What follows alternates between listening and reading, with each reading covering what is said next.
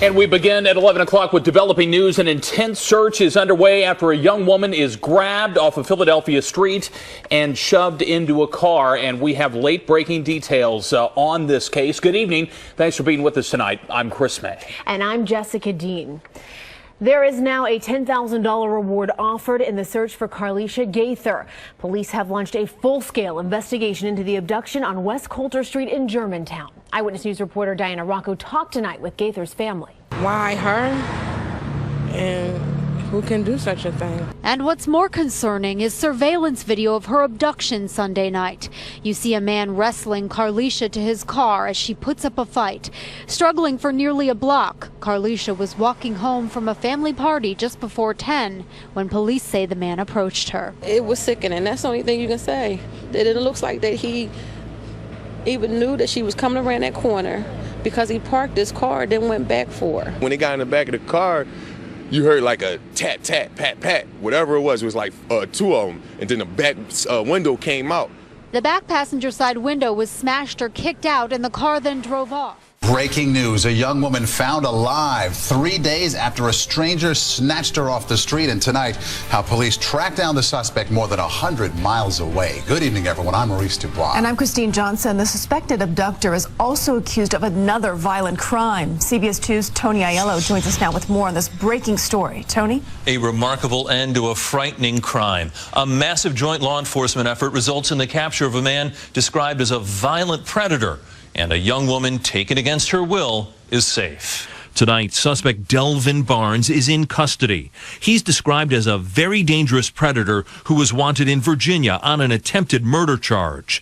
The motive for the kidnapping? Don't know, other than the fact he's a thug, and this is what he does, apparently. So the people like this don't necessarily, there's nothing that makes sense. Don't even try to find it. So the people like this don't necessarily, there's nothing that makes sense. Don't even try to find it.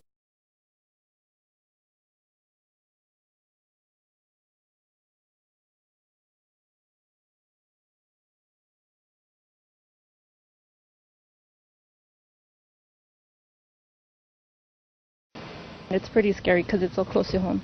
An attempted abduction here in Azusa, just blocks from this family's home.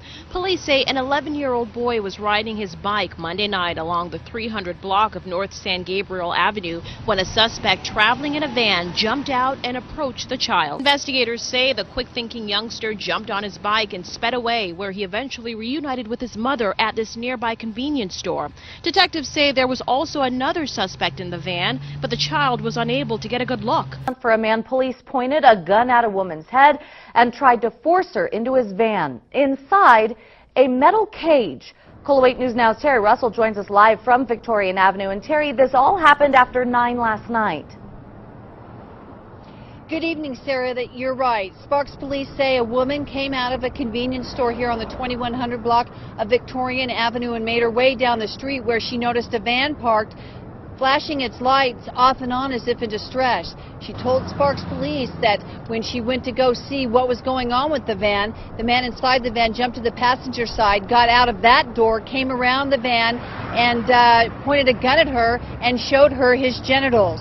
She said the woman told police he tried to grab her arm and take her inside the car. She got away. Meantime, an acquaintance who heard all the commotion going on tried to help the woman. He confronted the suspect. The suspect showed a gun and drove off in the van.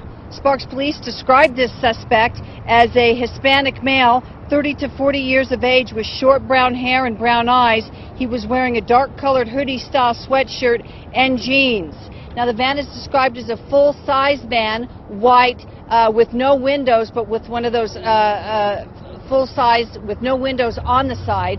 It also had a California license plate, and as you said, Sarah, the most disturbing thing is a possible black cage within that van. That's unbelievable for this town. Vermilion residents say they're concerned after hearing about another attempted child abduction near the schools. Police are now investigating the incident, which occurred on Friday afternoon. 2 boys said that when they were on their way home from school, a man in a white van asked them to come to the van and come to him.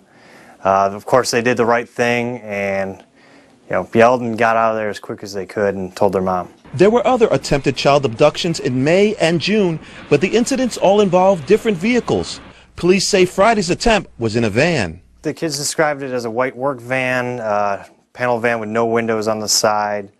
Older gentleman, maybe around 65, white male, white mustache, white baseball hat, and sunglasses. Here in Magna. Now, that was when a guy in a car pulled up next to her. She said she wasn't sure at first if she knew the man or not, or maybe he was a friend of the family, so she started walking closer to the car. That's when he got aggressive and grabbed her arm. That's when she started screaming, and police say the man finally let go and sped off. Now, that suspect, described as a white man weighing roughly 300 pounds, a little over 6 feet tall, pretty big guy. He was wearing a red shirt, blue jeans, and a black baseball cap with flames on it at the time. And he was also driving, according to this victim, a baby blue, older-style minivan without windows on the back. Using this trash can, the man you see on this surveillance tape and his accomplice tried to abduct a worker from this salon as she arrived to open up Tuesday morning. They stick her into a trash can that they had brought, one of those large kind of like township, like a 55-gallon trash can. They then wheeled the trash can out front. But police say as they began pushing the trash can with the victim inside toward this white van, something spooked the abductors. And this one, along with his partner, took off, leaving the woman, who suffered minor injuries, still in the container. It doesn't even appear that robbery's a motive in this. No money was ever demanded, nor was any money taken. Police say the would-be abductor and his accomplice took off in this van toward Philadelphia, a 2009 Chevy Express 1500 cargo van. Fox 2's Paul Shankman is live in Rock Hill to explain why they want everyone in that area watching out for one particular white van. Paul?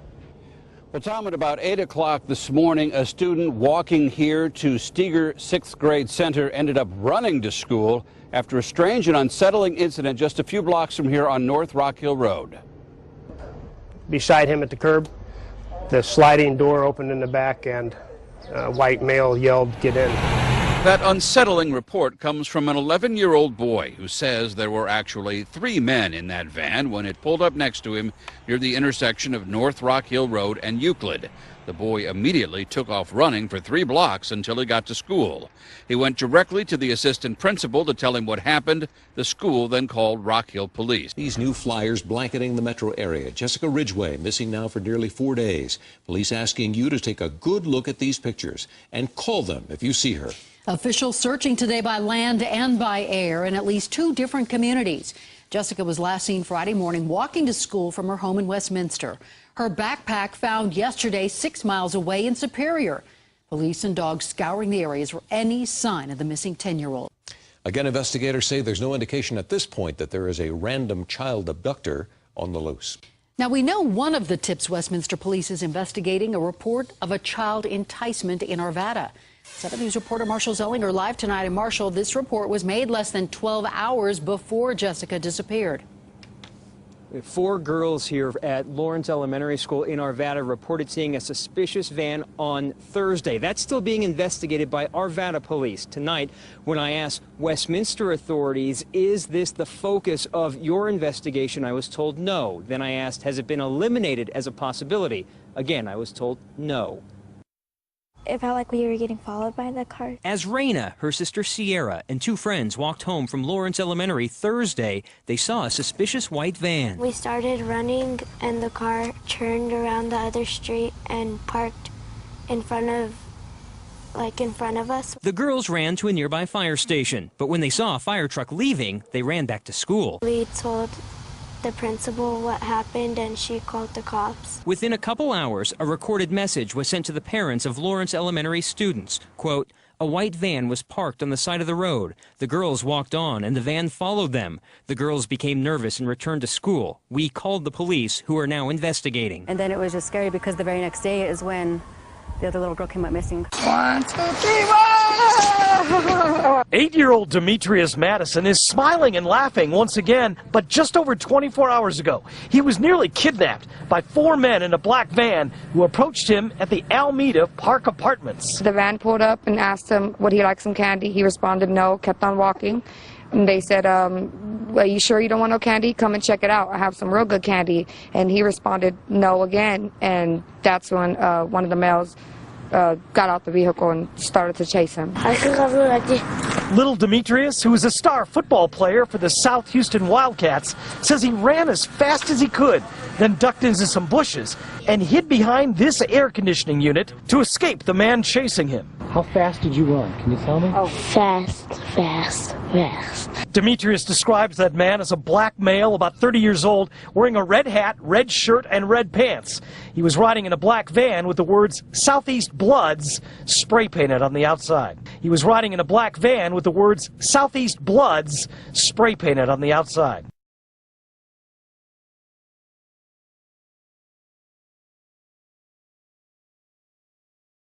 We turn now to other news. More on that New York City cop charged in a bizarre plot that involved cannibalism. The officer allegedly planned to cook and then eat women, starting with his girlfriend. Eyewitness News reporter Darla Miles has more. She joins us live tonight from Forest Hills. Strange story. Very strange, Diana. Gilberto Valle lived in this building for about a year, and the most disturbing thing about the story are the emails outlined in the criminal complaint. One of them said that Valle wrote he wanted to cook a woman slowly over time to allow her to live as long as possible.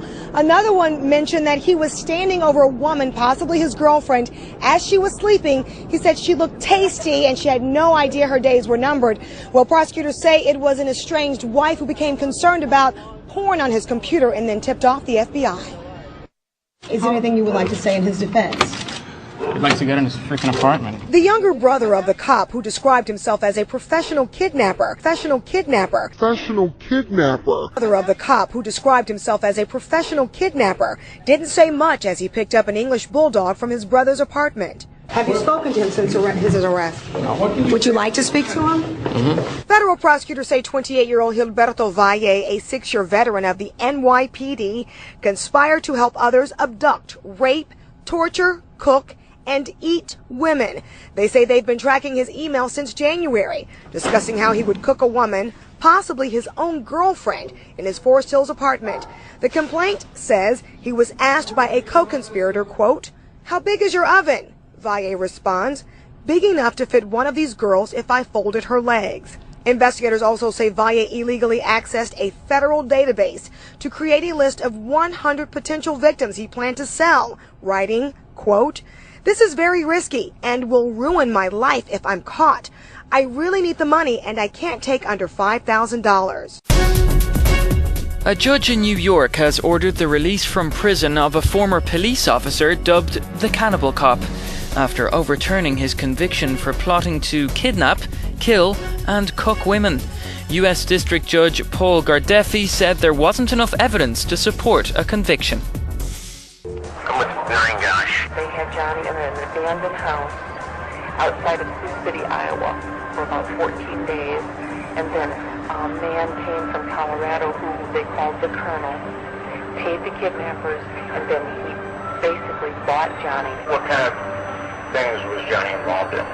Prostitution, pornography pictures, molesting other kids at gunpoint like Paul did. 2 years ago, a convicted child molester surfaced and said he helped kidnap Johnny. He told an incredible tale of an underground network of adults who kidnap and sell children for sex. Noreen decided to meet him face to face, to confront the person who says he helped kidnap and sexually assault her son. Bonassi claims that an organized ring of pedophiles abducts children and forces them into a life of child pornography and prostitution, and that it happened to him. And they force you to do things, and they photograph it, they film it. The whole purpose for that is to either blackmail you into staying with them or split your mind up so that you don't even remember who you are. Kenny ended up owing Spinks hundreds of pounds. When he couldn't pay up, Spinks suggested an alternative method of clearing his debt. He says the only way you can pay it off is to get young boys. And what he meant, and what I totally understood, is he wanted young male boys to go with him and make sexual films.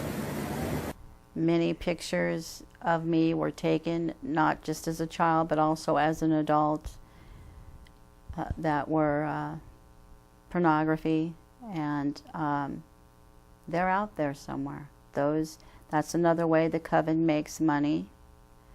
And those videos that they make are sold all over the world. One of the biggest buyers is China. In 2010, there were almost 700,000 missing people. 700,000 just in America of missing people. How many did you hear about from the daily media? You never hear about it. You never hear about 700,000. You never hear about 7. You never hear about 70. Where'd all these people go? The media covers it up. And we look at the fact that these top echelons in the government above us, the politicians, the judges, the White House, and the president, are required to eat hearts almost on a weekly basis, if not daily basis, to make Satan happy. That's a lot of people. That's a lot of people that have to die so that a Satan freak in D.C. can eat their heart. And one of the ways they get away with it is they encourage illegal smuggling of immigrants. So when those people show up missing, there's no record of them ever being here.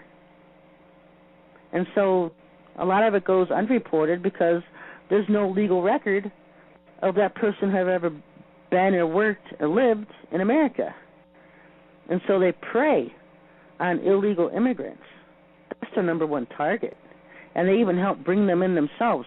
CIA has their hands behind drug smuggling, gun smuggling.